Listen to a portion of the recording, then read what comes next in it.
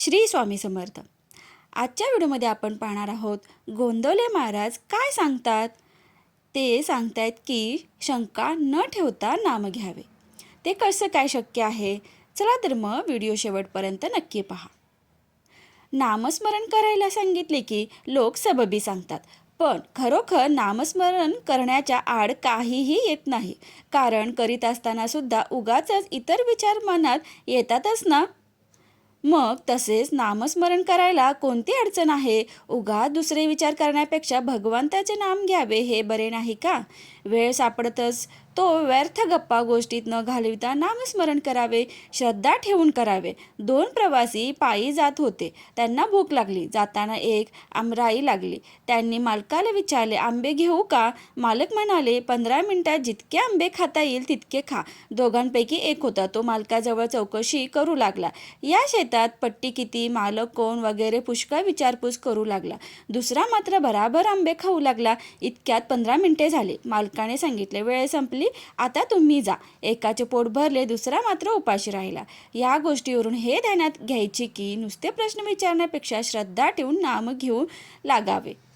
नामाचा अर्थ आपल्याला जरी कळला नाही तरी तो भगवंताला कळतो. म्हणूनच नामाचे महत्त्व कळो वा न कळो नाम घेत राहावे. ध्रुवाने काय केले? नारद वचनावर विश्वास ठेवून नामस्मरण प्रेमाने करू लागला. तो इतर विचारांच्या शंकाकुशंकाच्या नादी लागलाच नाही. एक तत्व नाम धरले. म्हणून त्यांना नारायण प्रसन्न झाले. संत निस्वार्थ असतात, ते तळमळीने सांगतात. त्यावर आपण श्रद्धा ठेवावी आणि नाम घ्यायला सुरुवात करावी आणि अखंड नामातच राहावे.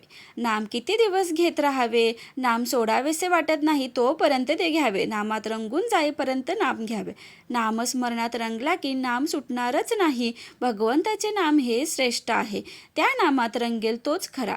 चरित्र विसरले तरी चालेल, पण नाम विसरू नये. कारण नामात सर्व चरित्र साठविलेले आहे.